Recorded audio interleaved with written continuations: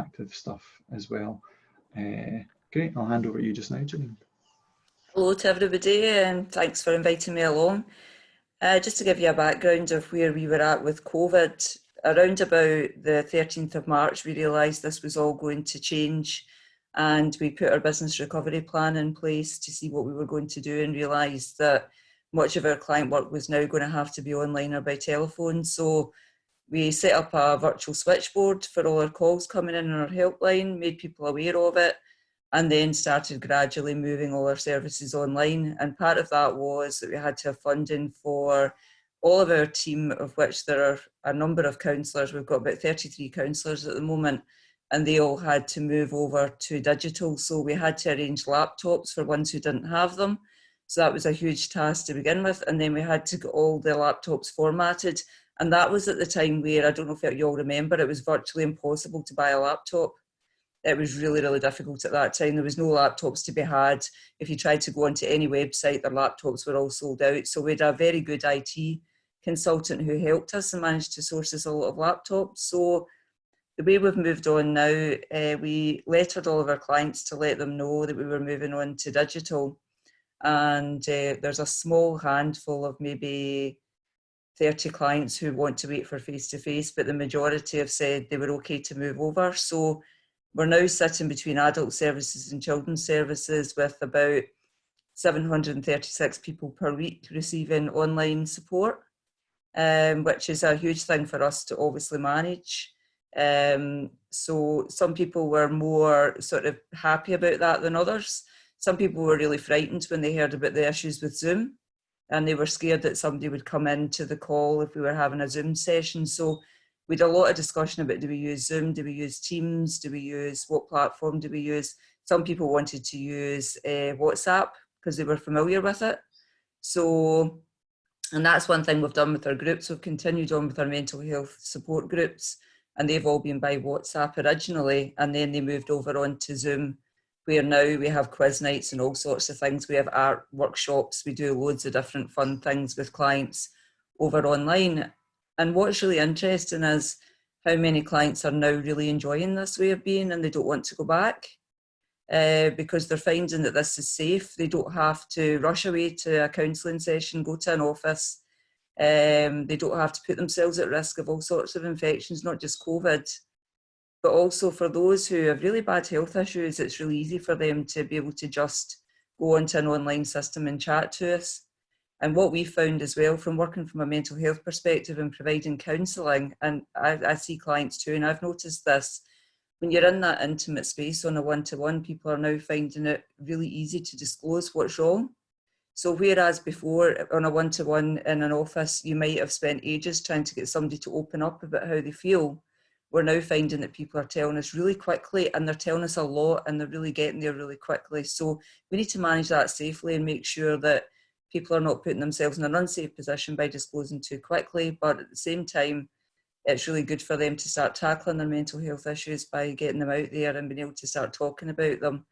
The more challenging things are things like anxiety management, where normally we would do breathing techniques in a face-to-face, but we've found that we are actually doing that online really well. So we're actually working through people when we first start seeing them and taking them through strategies to manage their anxiety on the call, and they're actually, again, finding that less threatening to be doing that on an online sort of platform as well. I mean, where it's been really useful is we've been able to run a lot of groups and workshops on mental wellbeing, and I did one with a group of carers yesterday, and we did all that by Zoom, and all the carers found that extremely beneficial to be able to not have to go and arrange a date that everybody could manage to get to a location. And they really enjoyed it. They were able to have their cup of tea and they were able to go back off the session again, and I got really good feedback from that. So a number of the aspects of what we're doing in terms of looking at mental health are really being supported by this. Where it might be more challenging is for people who have got significant mental health concerns, because one of the problems we're finding is that the NHS have largely had to close their waiting lists at the moment. Because they just can't meet the demand, and the waiting list prior to COVID were sitting about 18 months for a lot of areas. So That's going to be a huge concern when we go back out of this scenario, back to normality or whatever normality was. And we'll find that at the end of all this, there's likely to be a bit of an epidemic of people requiring service delivery after the COVID situation. So we're all going to have to manage that really carefully between third sector, public sector, to see how do we manage that return to so-called normality. But again, as I was saying, I think normality is going to be a combination. I don't think it's going to be safe or sensible to go back to full-blown face-to-face work. COVID's not going away anytime soon. Potentially we could have another wave in the winter if we don't have a vaccination. And it really brought to my mind as well how many of the people that we work with, because of continual fight or flight mode that they're in, have got significant issues with their physical health. So for a lot of them, any kind of virus is a risk. It's not just COVID. So for a lot of them, coming into face-to-face work meant that they were going into an environment where they could have picked up norovirus, they could have picked up flu.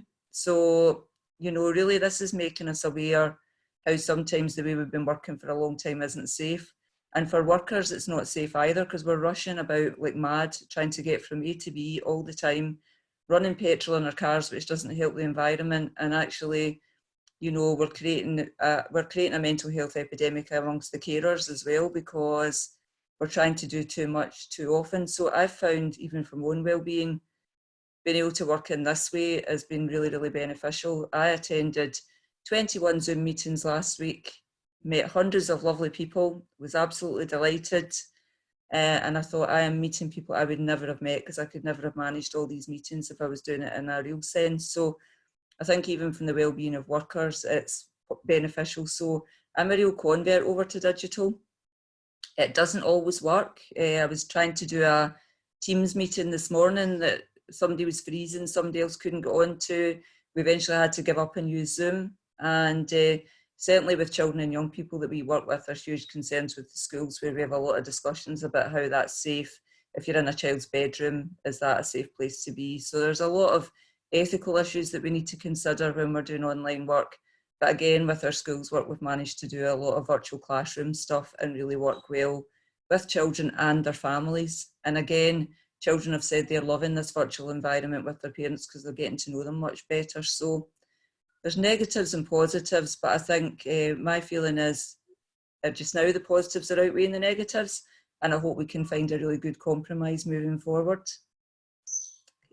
That's brilliant. Thank you, Janine. So as I said, we'll hold for questions till we've heard from 3 speakers. I think one of the things actually I quite like everyone to ponder when you come to that kind of question section is that really important point that Janine made, that this is no longer that online services are the kind of slightly not quite as good alternative to face-to-face. And that word that's often used in the counselling sector about kind of face-to-face counselling being the gold standard. And actually, I think we're seeing the language change around some of this stuff. And for a lot of people, that first avenue into support is going to be digital. They might come to face-to-face services beyond that point, or they might simply stay in that digital space. But given that level of inclusion and accessibility is really, really important, as I think Janine's demonstrated. Okay, right, we're going to hand over to Christine now. Christine had some trouble getting in, but she's here. It's exciting. It's amazing. Thank you. I'm so sorry I'm late. No, it's not your fault, Amanda. Oh my goodness. I didn't realise I had to register for the event, to come to the event, which is ludicrous. I don't know what's going through my head. Anyway, hi folks. I'm Christine from the Scottish Recovery Network. And what I thought I would use my wee 15 slot for was to give a bit of context about who we are, what we're doing, talk a bit about the online engagement that we've been doing, and perhaps just give a few kind of points on what we see as a real opportunity for reset in the way that mental health support's delivered. So I'm the Senior Communications Officer at Scottish Recovery Network, and as you can imagine, that involves a lot of digital engagement and trying out new tools and things like that to really get the voice of lived experience out there. We're not a service provider, but we collaborate with people and communities and organisations across the country to develop recovery approaches and mental health support and resources that are relevant to the needs of that community and that are sustainable and that have been developed and informed by the views of that community. So we're not going in there, you know, parachuting in with, here's our idea, you should use it. We are creating environments and conditions so that what people need can be heard. Through our collaboration and partnership work, we've developed a range of story sharing, recovery conversation and peer support resources. And these are approaches that we share widely with everyone. But again, it's a case of adapt, adopt it, dip in and out, use it how you feel best meets the needs of you and the people you support. A big part of our work is championing the many projects and innovations and ideas that are happening at a grassroots level that often fly quite under the radar. And these grassroots activities are coming much more into the public consciousness. So actually they're getting a bit more recognition for the work that they're doing than they previously had. And what we do is we champion these ideas and we share learning and best practice from our partners, from the communities we work in, and we then share that at a national and international level. For us, it's about more than engagement. One of the key things we do, which has been impacted greatly by the current situation, is we bring people together for recovery conversations and events. And this kind of, the way we work or the way we work with people requires an awareness of power and the creation of environments where people can move beyond traditional engaging and work more together. So very much about people and not about professions. And it gives a kind of platform for this wide range of valued experience and expertise to work together. And somebody once called it designed informality. I don't know if I like that or not, but it is quite a good description. One of the things that was an example of this is our Making Recovery Real in Dundee project. And over the past 5 years, there has developed a network of people, organisations, third sector supports and services.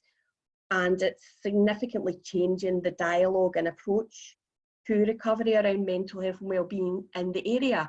And they have been very quick at embracing digital in terms of the supports, connections and activities they're providing, which is great. And because they are a partnership, all these different organisations are supporting each other during this time. So as I said, live events was one of our main things. So we've had to think about how we shift that online for the time being.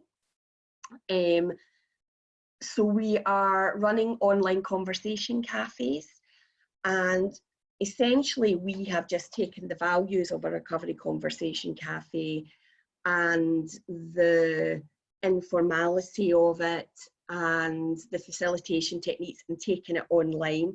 And it's a bit of trial and error. We've only done 6 so far, there's more coming up, but hosting online is very different. So it's very different for the facilitator, it's very different for the participants, and we're kind of learning as we go. But what we have said straight away is whatever happens in the future, this will now become part of our programme, that we provide these opportunities online, which is quite exciting.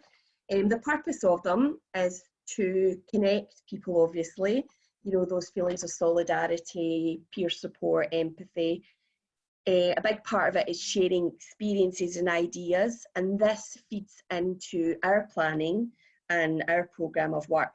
But actually at a higher level, we then feed that back to the Scottish Government and kind of say to them how recovery approaches and people's hopes for the futures and techniques for staying well, how that could influence what happens when we come out of the pandemic.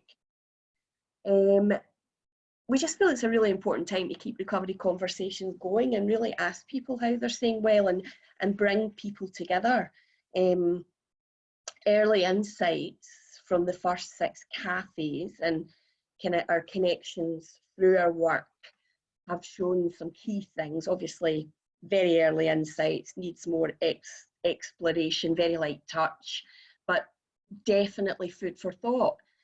Many more people are connecting digitally and accessing a wide range of support and social activities.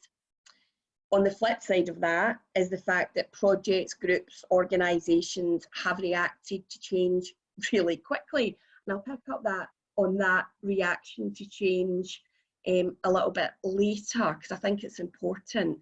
They're providing support, activities, connection, and actually what we can see is some positive risk-taking happening with digital engagement, and people really embracing digital opportunities that perhaps, as Ross was saying, were on the back burner before, or people had a little bit of a fear around how they would do it.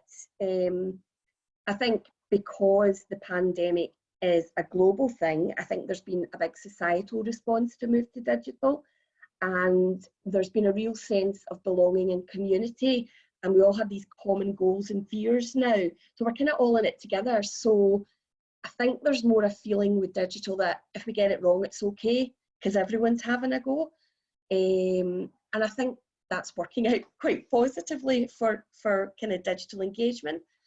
The people we work with are doing telephone appointments, peer support lines, you know, bearing in mind digital isn't just online, it's mobiles, it's text. I work, or I'm on the board of a great organisation, Mindwaves, who are doing webinars, surgeries. I've engaged with live performances. And I think online doesn't just have to be about meetings and presentations. I think there's something very key to the way people facilitate, to the way things are set up, that so many things can happen online. It's clear from our cafes and our role that innovation and ideas are out there happening on the ground. Now, we know that the majority of these were already happening. As I was saying, this shift to digital has given a platform to some really good work and mental health support that's happening out there. It's kind of brought it to the front of our thinking. Somebody we were working with was talking about and Janine, you mentioned this, it kind of echoes what you were saying. A participant in our cafe felt that the quality of conversations were more person-centred, and that the psychologist she was engaging with was making more of an effort. Now, there could be many reasons for this. Perhaps we're all focusing on we're doing something new and it needs to be top notch, or perhaps it's the medium. I think there's more exploration of that. It's certainly made support more accessible to some people.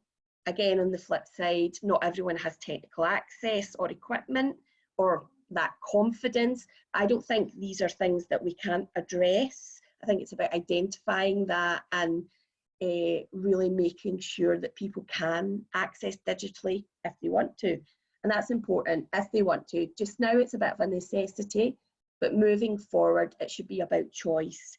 Support, mental health support should always be about choice and about the person and being person-centred.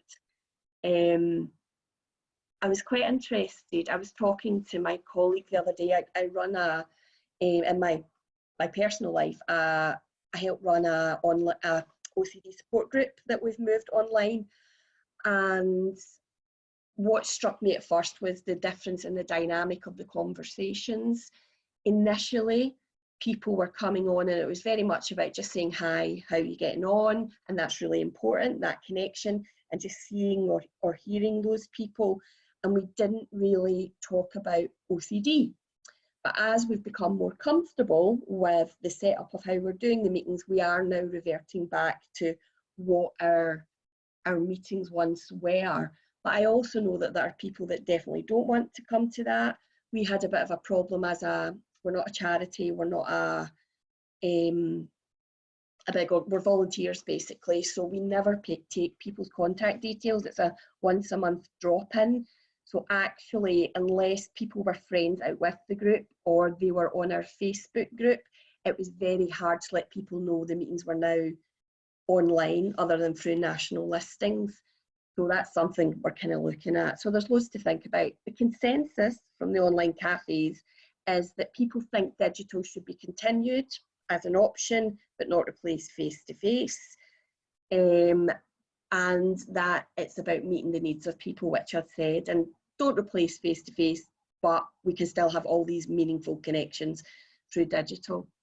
So just kind of the last, you'll be glad, the last wee thing I was going to say was about this bigger picture and this opportunity for reset. At an individual and organisational level, Scottish Recovery Network, our partners, you know, people out there, organisations are certainly upskilling staff in terms of digital. I know we are, and it's great. And thinking about our future programme of work. And in fact, in one of the cafes, an occupational therapist said that their team were communicating much better because they were doing it digitally. They had a much better idea about what each other was doing, and there was an increase in staff training, which is interesting. But this bigger picture, I feel, and we feel at Scottish Recovery Network, that there is this opportunity to reset the way we approach mental health support and the way we develop and provide access.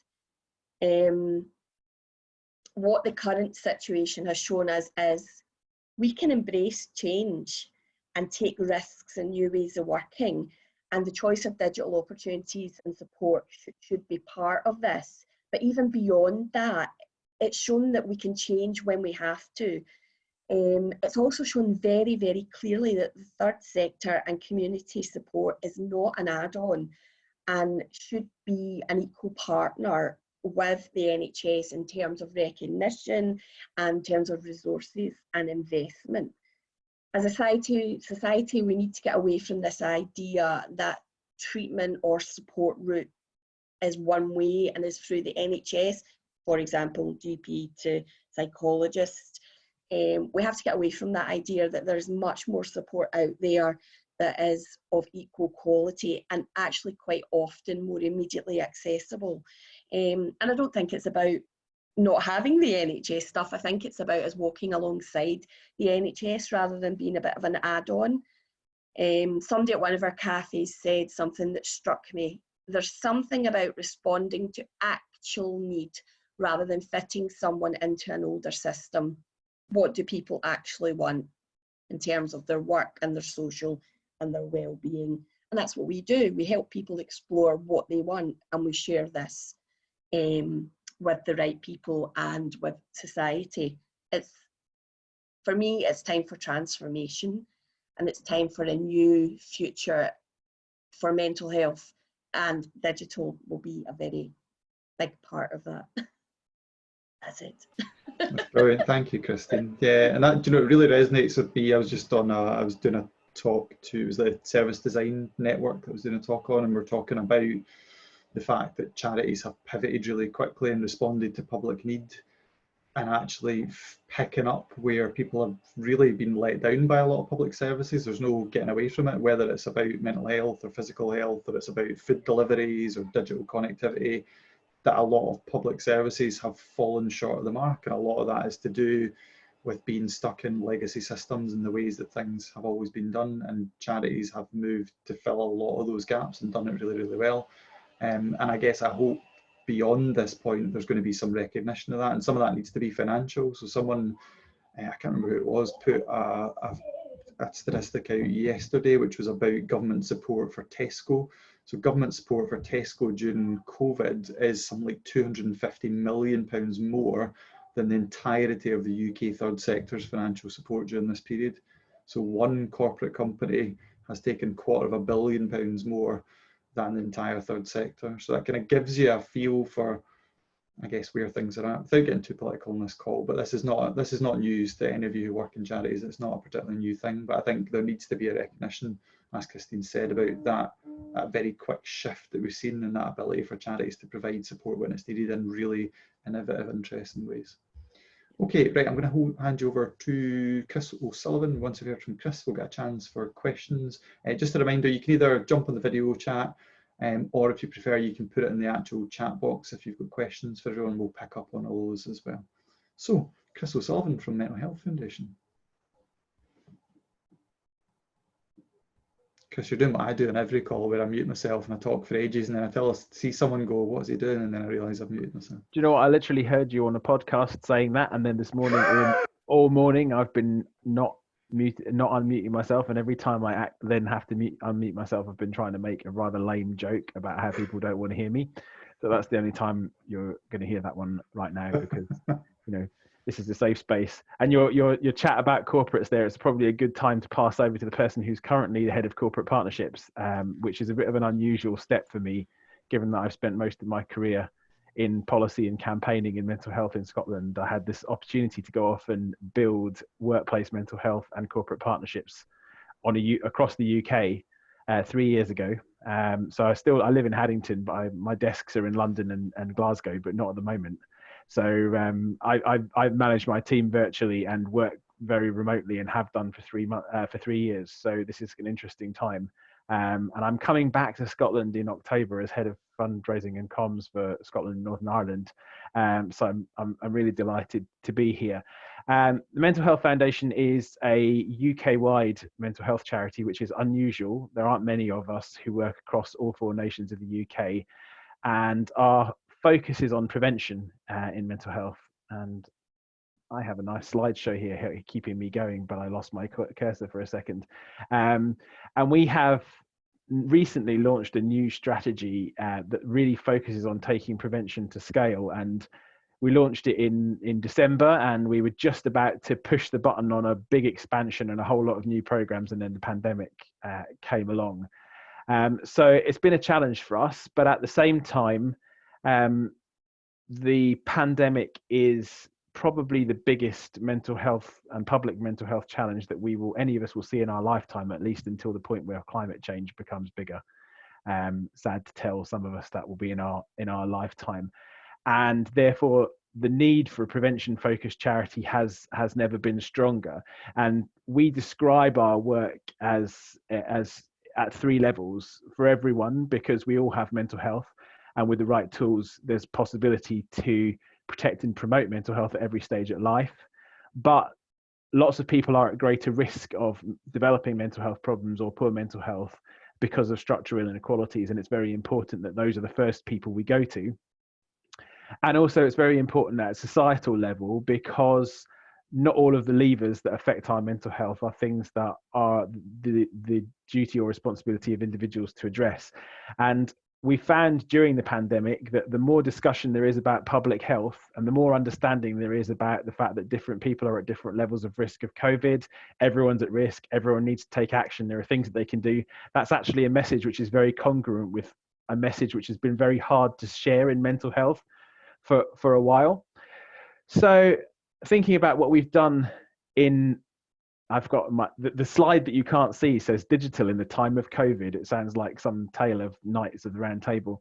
But there are a number of things that I think are really important to share with you. As a charity, we have been extremely lucky that we haven't had to furlough anyone. We've been able to concentrate on what's happening and to really bring the best of our people together in different ways. And I'm going to talk about 3 things. I'm going to talk about the way we have responded specifically to the pandemic. I'm going to talk about some of the ways we've adapted some of our programs, and I'm going to talk about the work we've been doing on psychological safety and mental health of staff in a dispersed organization at this time. So as I said, the need to respond for the pandemic was really front and center for us because of the enormity of it. And instantly there was a discussion that we had around the need to balance the risk of pathologizing distress along with people's openness to discuss emotions and mental health. And a lot of the media work that I was doing at the beginning of the pandemic was, this is going to cause vast amounts of depression. How are we going to treat all these people who are unwell? Versus people are now having to contend with emotions they may never have recognized or named before, but that are human emotions within the frame of human emotions, like grief and anger and fear, and having those conversations with their work or with their distant family or with people in different ways. And so we decided we needed to act quickly, but with congruence to our strategy and our mission. So we've pulled together a number of multidisciplinary teams and started to work in an agile way. And we've not been the most agile of charities over the period of time, despite doing a lot of work in digital. And there are 4 things that we've been doing. And the first of those is that very quickly we decided to put together a microsite of COVID content.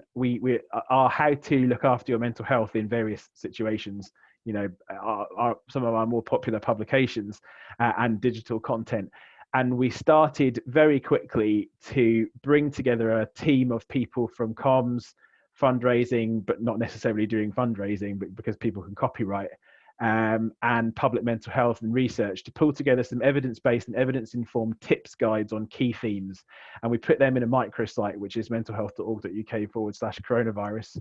And there's more and more of those added. There's about 20 pieces now, from parenting to living during the coronavirus pandemic when you have an existing mental health problem, to coming out. Well, I'm writing coming out of lockdown this week, actually.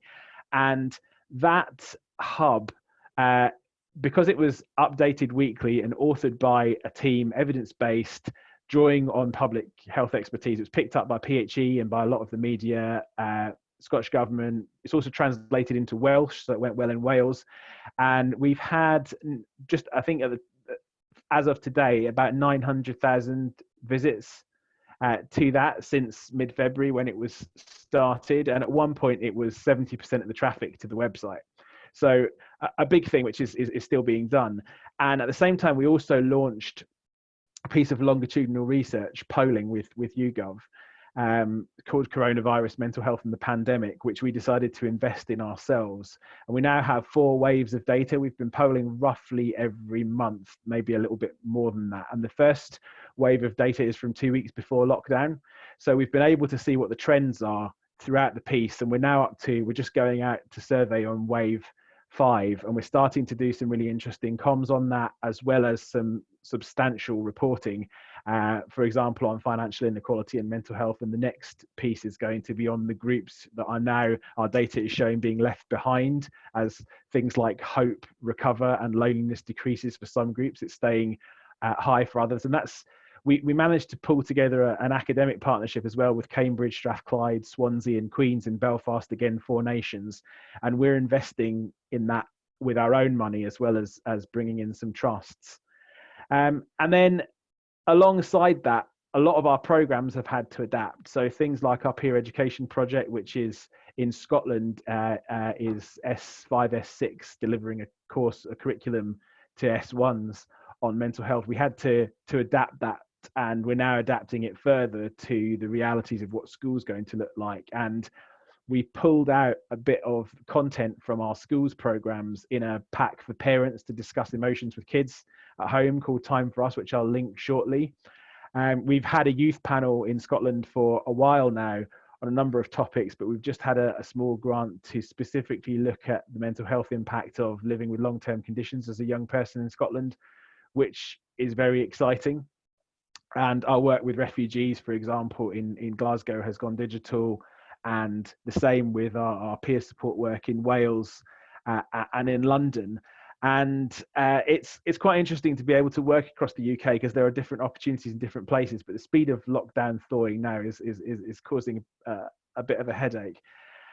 And then I wanted to talk a little bit more about psychological safety and the adaptations we've made as an organisation, because one of the things which is very important working in mental health for me is that organisations are not always congruent with what they say publicly. And we have really worked hard on this. And we've transitioned from being a UK-wide organisation working in 3 main office hubs in London, Glasgow and Cardiff, to a home-based organisation online in basically 2 weeks.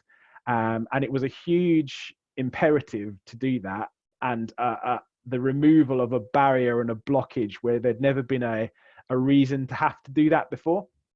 And I think Satya Nadella from Microsoft was talking about 2 years progress on digital in 2 months. And I think we did that. And I think many of us have, but I think we also have to be mindful of whether we've made 2 years progress on inequality in the same period. So as I said before, we hadn't had any need to furlough staff, but we immediately identified that because we weren't furloughing staff for financial reasons, that didn't mean that everybody had all of their available work to do. So we looked at how we could move people's talents around to help to work on the efforts that we were going for, and we've done that. And after that original focus, looking at helping people to find sustainable patterns of work that included things like skill sharing and development. So for example, our community fundraising team has been supporting our digital comms capacity in Mental Health Awareness Week, and working, encouraging people to try things, fail fast and learn safely, very much in terms with an innovation mindset, but also in terms with a psychologically safe mindset. And we had been trying to find ways of pushing a mindset that would make people more open to digital, and this is really helping us to do that. We've had a real emphasis on well-being modeled from the top, high frequency of team check-ins with one-to-ones for people who don't want to engage. All of our meetings are starting with candid check-ins where people are being really open and honest, and that's from chief executive all the way down. Although it would be fair to say over the past couple of weeks, the impact of the death of George Floyd and Black Lives Matter has really challenged us in how we come together as an organisation who feels strongly about that, and how we have those difficult conversations, and we are managing that well. We have a weekly check-in with our safeguarding team where people can talk about things that are challenging them in any frame. We're promoting our EAP heavily. We're very lucky though that cloud migration had just happened and that we have Office 365, but there was a culture of using Teams calls, but not necessarily on collaboration. And we have this full gradient of digital interest and experience across the organization, from people like me who are grizzled old digital hacks to people who really don't like PowerPoint. So we've had to really work hard on that, and we've beefed up our IT champions group and started to pioneer use of Teams for collaboration on specific projects, for example, buying in equipment or dispatching it from offices to people at home to make sure that they have what they needed, and offering top-up pay for things like additional power requirements and stuff like that. And we're now starting to consider our return. So we're planning for the earliest to be September. So we've said to our people, look, it's not going to be soon. We're not going to compel you to get on public transport and come in, but we also realize that we have to find ways of people who don't like working from home or who are struggling working from home to be able to reconnect in positive ways. So we are consulting staff on that and having that discussion. It's also probably worth mentioning, because I got my slides in the wrong order, that Mental Health Awareness Week happened in the middle of this. It's our biggest week of the year. In May, and it's 20th year this year, and we had set sleep as the theme, and we'd done the research and we'd written the report and we were all getting ready for it, and then the pandemic came and we had to be quite dynamic in deciding whether or not to change to a different topic. We didn't know where we would be on May the 18th in terms of peaks and mortality and public view, and it was a challenge. So we did take the decision to pivot the theme to kindness, and to do that almost entirely online. And so we had to recalibrate the entire Mental Health Awareness Week in 4 weeks, which we did. And we went with a light touch public ask aligned with some quite hard hitting pandemic and kindness related policy asks. So that worked really, really well, because sometimes we get feedback that our messaging is too shallow or too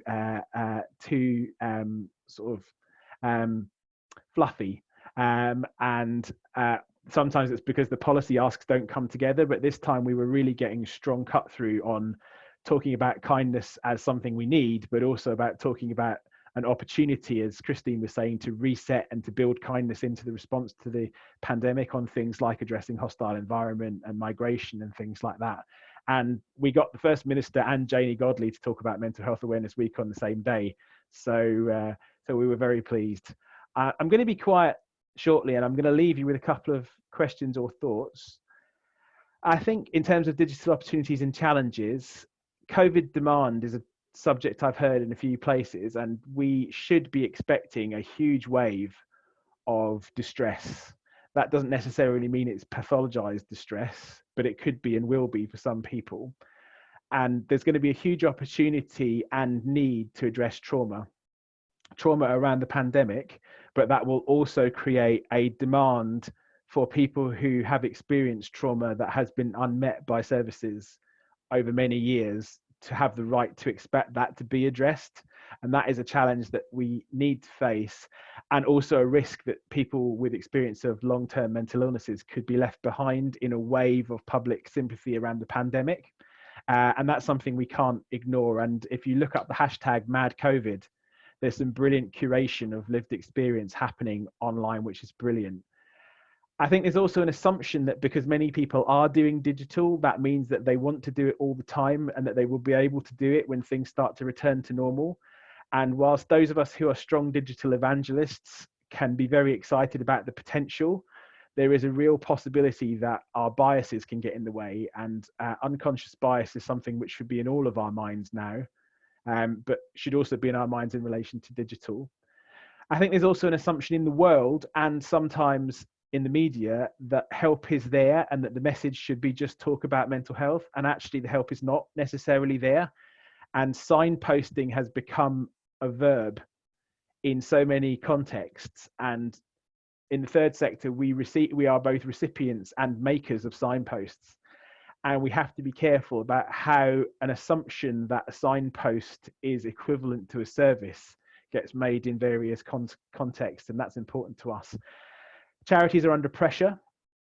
Furlough and tightened budgets and challenges are, for many boards, going to be quite an inhibitory step on an attitude towards innovation and risk taking, although it may also create opportunities for risk. So we need to balance that.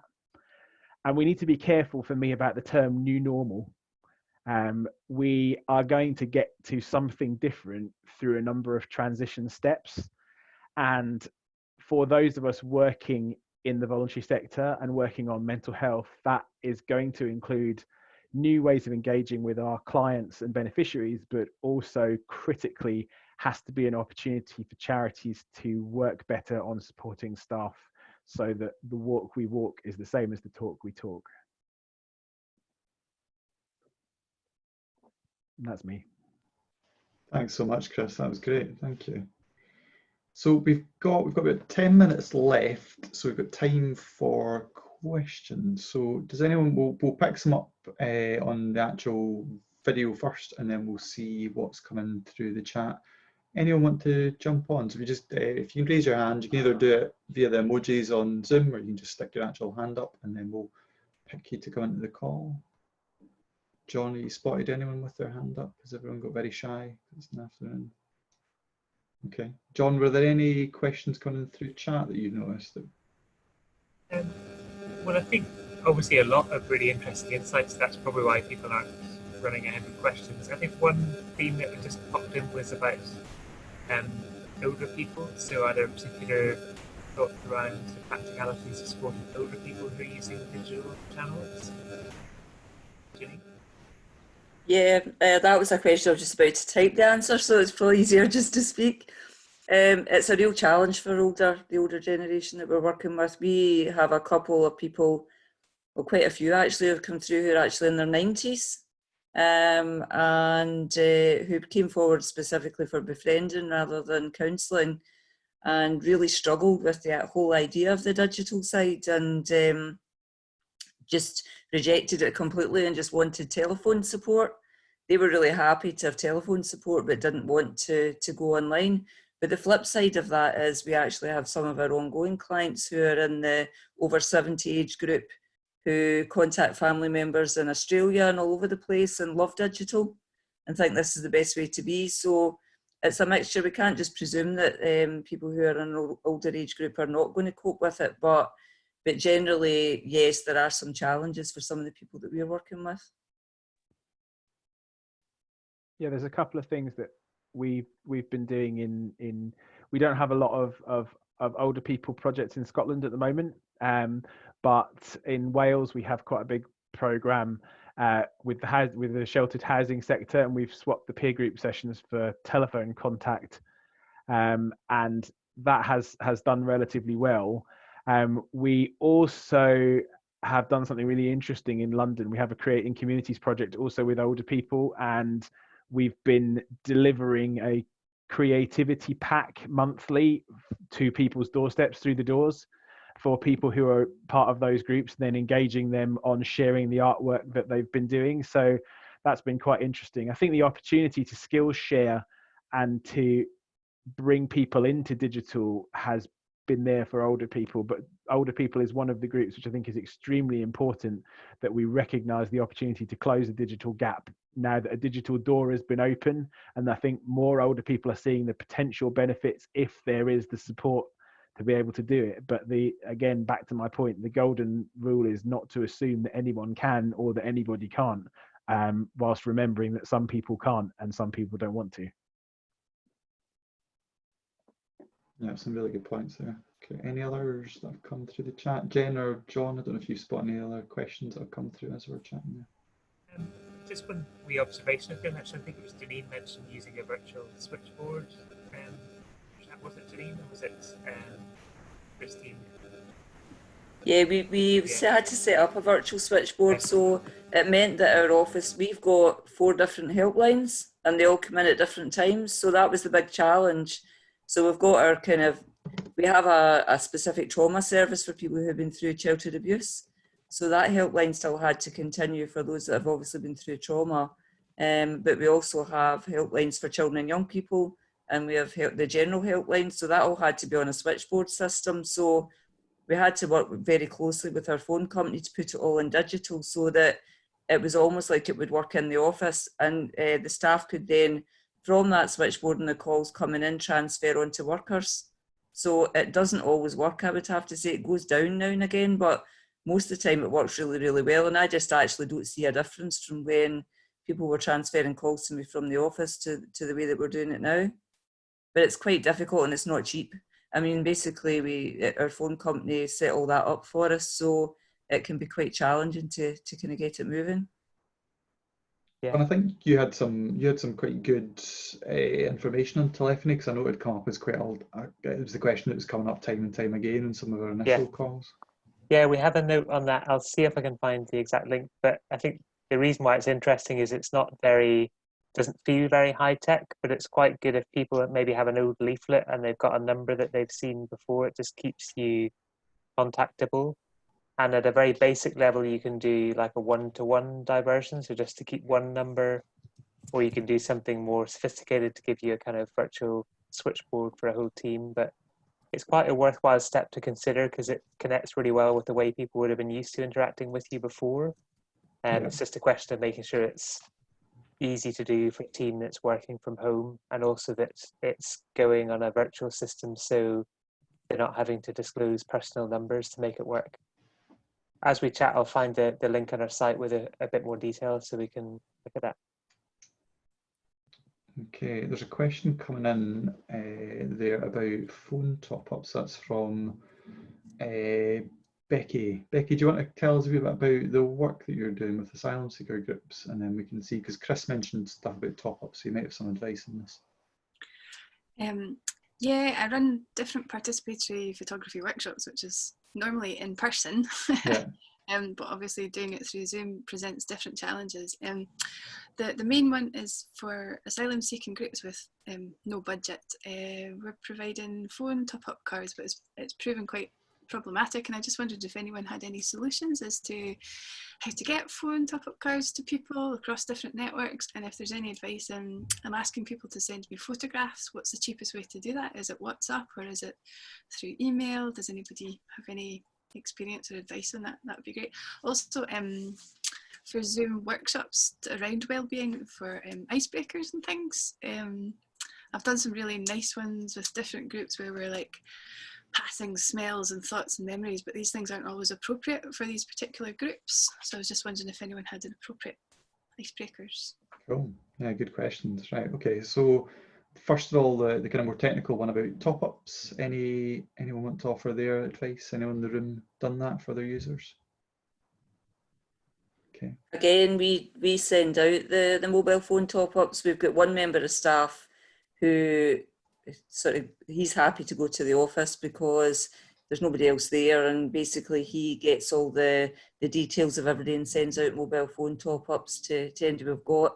We're not able to do that for. What they do is they organise their own top-up, and then they get an expenses form into the office which gets paid immediately to make sure they're not out of pocket. There's, and John, correct me if I'm wrong here, but Rory Brown at Govan Housing Association and also Jamie Trout at Streetwork have been doing this. So there are ways through the providers to provide top-ups without anyone having to kind of like claim it back or any of that kind of stuff. So you can literally just do it for someone on their behalf, as long as I think all you need is their phone number. So they'd be two people that we're speaking to. So they're both on Twitter and they're both pretty approachable. So Rory Brown at Govan Housing Association and Jamie Trout at Streetwork. But I know some of the housing associations have been doing that, where they've had particularly vulnerable tenants. They've been topping up data, for example, particularly so school kids in the household can still access schoolwork. So I know that that's going on. Icebreakers, that's a good question. Anyone so far? Well, there we go. There's a good one from Jen. Jen's put in the link to the virtual meeting icebreakers from Beth Cantor. So the Beth Cantor call, we had Beth Cantor on, I don't know, a few weeks ago now. You'll get the podcast of that. So if you search SCVO podcast, you'll get them on Spotify and on iTunes. And the video is up on the YouTube channel as well. And she talks about some of the ways that you can make sessions more interactive, and she puts some into practice in the call. But that link that Jen's put in has some really, really good icebreakers. One of the things which we don't use on these calls, but we might start using them in the future, and they can work really well, provided you're really organised, is the breakout rooms. So getting people in a kind of smaller groups of 2 or 3 people and giving them a specific topic to discuss in a small group and then to come back into the room. And that can be a really nice way of doing it as well. Anyone else in the room? I was just going to say, there's something around bringing a personal object to an online meeting and or a photograph, and showcasing that in terms of connecting the people you're with to something in your life that could be personal or flippant, and it kind of works at all levels depending on how deep or not you want to go. Yeah, that's a great one. Yeah, that's brilliant. Ross Gall's just put in the chat there, with 3 you can top up online with the phone number and a debit card and transfer to any data package, which is really useful information. Okay, probably got time for, Chris, you're going to jump in. I was going to mention something about accessibility, and some of the more edgy icebreakers and things can be quite challenging to people who have either disclosed or undisclosed distress, either ongoing or related to this. So, I mean, we've just gone through a process of developing a meetings protocol for, please put your camera on if you feel you can, but don't judge anyone who doesn't, for example, rather than, Beth's stuff. I really love it, but there's some elements of it that if it was taken up religiously by people, it could be, get your camera on and I don't care how you feel about yourself today. So there's things like, there's the way to hide your own video on a Zoom call, which I found the other day, which is a great tip to have for people who maybe want to be on video but don't want to see their own face. So there's little mental health accessibility things you can do there. So if you are planning icebreakers, be aware of access in relation to mental health around those. Yeah, I think that's but I love the personal object thing, Christine. That's something that we've done face to face, but we haven't done it online yet. Yeah, that's a really nice one. Sorry, Ross. No. I think there's probably something as well about reiterating to people that they can do it by audio, Zoom or things like that by audio.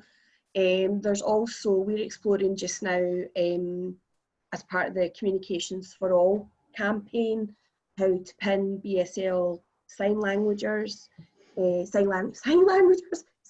interpreters in your Zoom meetings, and looking into captions and various different ways to make the experience more accessible. We're not there yet, but we are working on that with Deaf Scotland. Cool. Beatrice has asked a question there about, so she's part of a new organisation, it's a volunteer-run phone line social media hub for providing support to people who feel isolated and lonely and been struggling to reach out to people. Does anyone have any advice? Beatrice, are you still on the call? Do you want to jump in and tell us a bit more about what you're doing? Yes, I am. I don't think my video is working. That's all right, don't worry about that.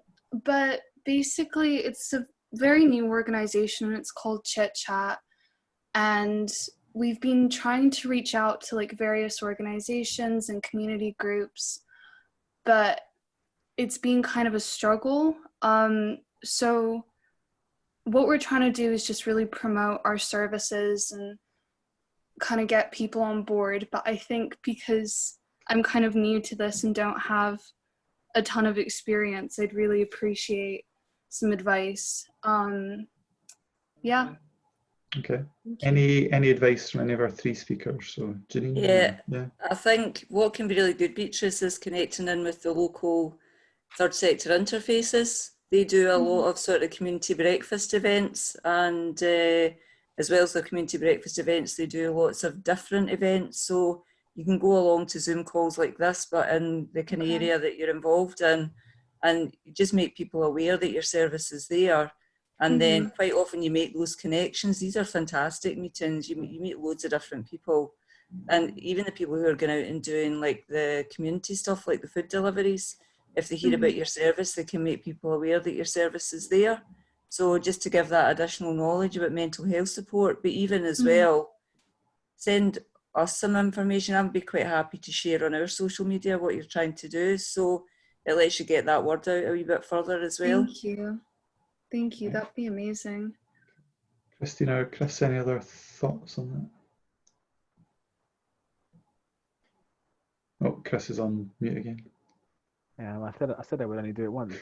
I think it's really interesting that there are two challenges. One, people say we can't access services or support, and two, there are small organisations and groups of people setting up to deliver those in a safe and high quality way.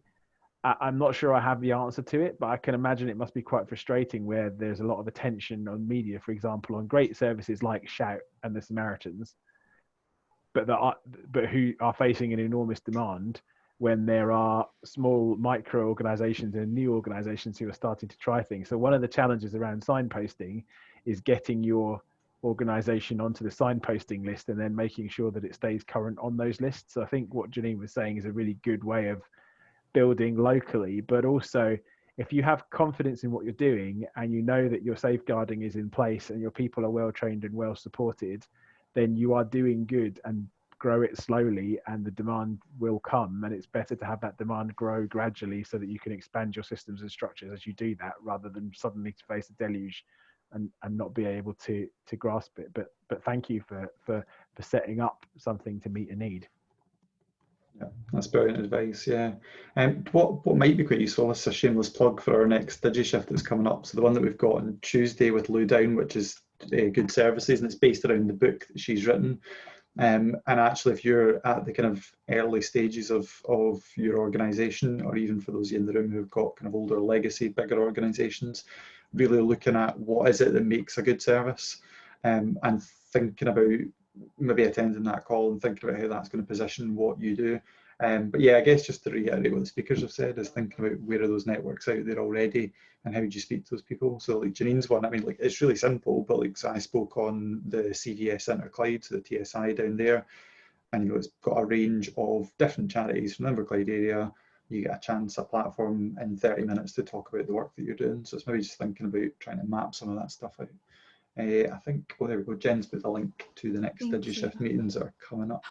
Perfect. Thank you very much. I'll keep an eye out. No worries, yeah. John, anything from SCVO's point of view that you want to cover before we finish up?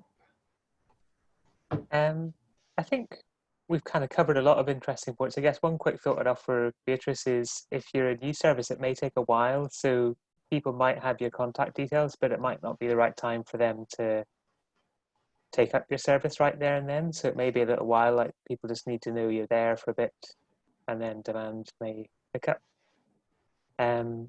I guess just keep an eye on our website. So we have the link I posted, it's probably a very long way at the top of the chat, but is a kind of compilation of a lot of the guides that we're putting together. So keep an eye on that. That's at scvo.org.uk. And then go through to support and learning in digital, and you'll see all the resources there. And yeah, just use those resources if you need to. We also offer a digital help service. So if you've got any query about a technical thing, either about helping your team work well together or about service you're putting together for the first time, you can book a free support call to get some guidance on that as well. I think another theme that came up was on Connecting Scotland. So that's an initiative that we're part of. I guess, Ross, you're involved in it as well, so you might be able to say a bit more. But really the next step at this stage is, if you're an organisation who's interested in that area, you can express an interest and just give a few details about what you're up to, what kind of groups you're working with, and so on. It's at a very early stage, the programme, so as it picks up pace, it'll be reaching more groups. But Ross, I don't know if you want to say any more about that. Yeah, so I mean, it's not far off. I think it's become a much bigger piece of work than the government anticipated, but with that, that means I guess it's happening at more of a scale. So the 32 local authorities will administer the kind of process for approving which intermediaries they work with in their area. But if you can, as John said, if you go to connecting.scot, you'll get a bit more information, and you can also tell people where you might get involved in the process. And the idea behind it is each local authority will have a pool of either Chromebooks or iPads, or in some areas a mix of the two.